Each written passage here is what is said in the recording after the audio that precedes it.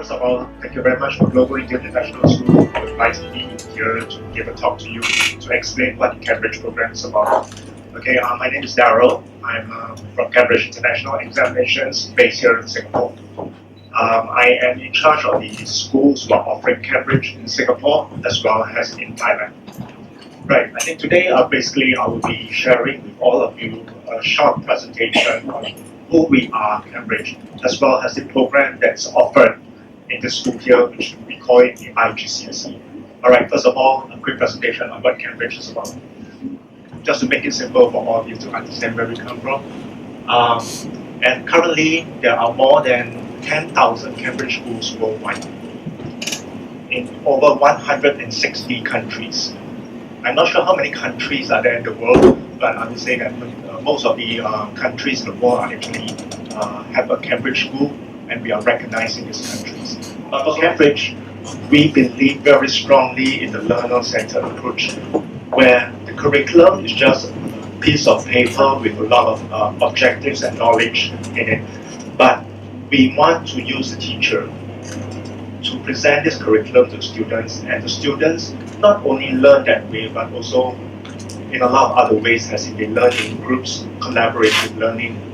They learn to inquire, why is it that way, why is it that way? So they will develop the ability to learn and really learn because by only asking questions, you will learn. The knowledge is constructed in such a way, in their own way of learning, not by what the teachers say. So there's no direct comparison. If you want to do a direct comparison, then it is equivalent. Equivalent. That is that if you submit both CBSE and IGCSE or whatever, then universities or schools will recognize it as the same level. But we can't go say which is better, right?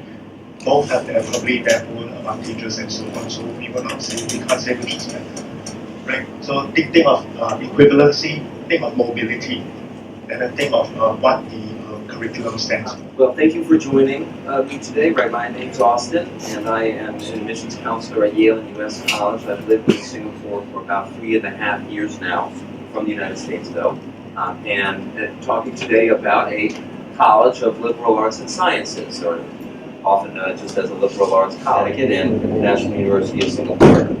The idea is that we wanted to bring a curriculum with greater breadth, flexibility than what you often find at local universities and students from this school, of course, the JCs and polys and all over the world that have been excited to see this in the classes we take in history, right? And if you look around the room, I could go around and point out where everyone is from, but we have Indians and Malaysians and Vietnamese and Japanese and Americans and Taiwanese and Filipinos and all sorts. And this is exciting regardless, right? So we're highly international. Third thing is that we're small, right? So far we only have 2 batches of students at Yale and US, freshmen and sophomores as we call them, or first and second year students. So no third years, no fourth years yet. This third batch of students that we're admitting right now will have around 200 students in it. But the first batch has only 150 and the second batch has 175. So you get the sense this is an intimate liberal arts college environment, not a 10,000 or 20,000 student. The idea being if you're working on your homework, this is the homework, this is the problem set. You can ask the faculty member for help directly because he's only teaching 15, 20, 25 students at a time. This isn't a lecture with 200 or 300 or 400 students in it. So you have direct access to the person with the most knowledge. This is why small is good, right? This is one of the really nice things. Here's Yerba. Again, they had a retreat where they colored each other. So, okay. So that's the group that put on the MUN. You can join them. Study abroad, international opportunities, right? So we just have an incredible assortment of international and professional opportunities put together by a dedicated office. You have an advisor from this office from year 1. You meet with them and you say, listen, I'd like to study abroad twice over the summer, once for a semester, and I'd like a professional internship after senior year, and they lay it all out for you and try to make it happen. This is a photo of one of the places I studied abroad. This, of course, is Rome or Vatican City.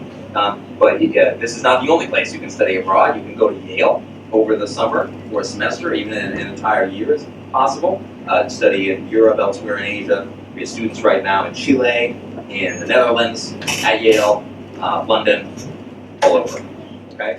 Hi, okay, so I'm a first year freshman at GIIS College and I graduated from IB last year. And what I want to talk about is what were my thoughts when I was applying. Because I know that there's this fear of what a liberal arts degree will do in a very Asian society. I plan to major in economics, and if I had gone to any other university, then I would have started specializing for the first year instead.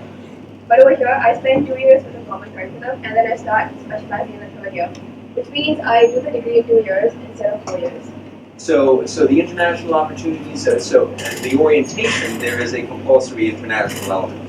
If you'd like to spend all 4 years in Singapore, that's great. But most of our students, and about 90% of them, want to study overseas for a semester. That's the sort of student who tends to be excited about our community, right? And there's nothing mandatory about it. And it's not a 2+2. The name is confusing, I know. It sounds like you might spend 2 years at Yale, 2 years at NUS, but it's not that. It's just its own college, its own faculty, based in Singapore, unless you study abroad. It's your choice. Okay. Today, I'm actually from the undergraduate admissions department. So, for example, when you apply to SMU, your applications will go through my department. Okay, so I'll just bring you through quite a quick summary of the requirements and what SMU does. Okay.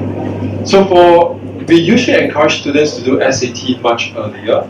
So for example, if your child is in year 10 or year 11, okay, he or she can start taking SAT, right? SAT is valid for up to 5 years, right?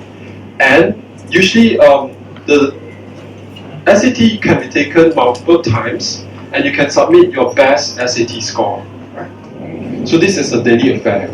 And the other thing is we have an innovative curriculum. So as of now, we are planning to stage out certain programs where students get to interact more with the industry, okay? So as I mentioned, these are the multidisciplinary second majors that we have. Students do not just stick to one particular course. So for example, if you are in information systems, right, your first major in orange, you can choose one of them. But the second major, you can choose other than information systems.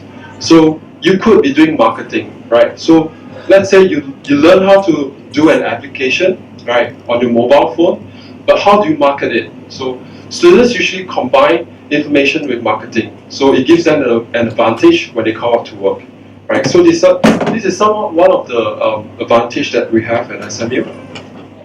And these are the words of the Prime Minister himself. But when you look at all these words as a parent, as a student, what does it really mean to you or to us in SUTD? In SUTD, we don't want our students to graduate to be atypical engineers or architects. That is very, very boring. That's very old school. And there wasn't going to be a need for SUTD anyway.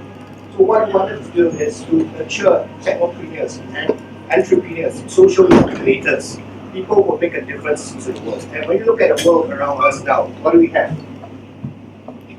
We have a whole range of issues, whether it's in energies, peace and conflict, transportation system, healthcare issues, so on and so forth. And with that sort of issues, we want our graduates to go out there and solve all these problems.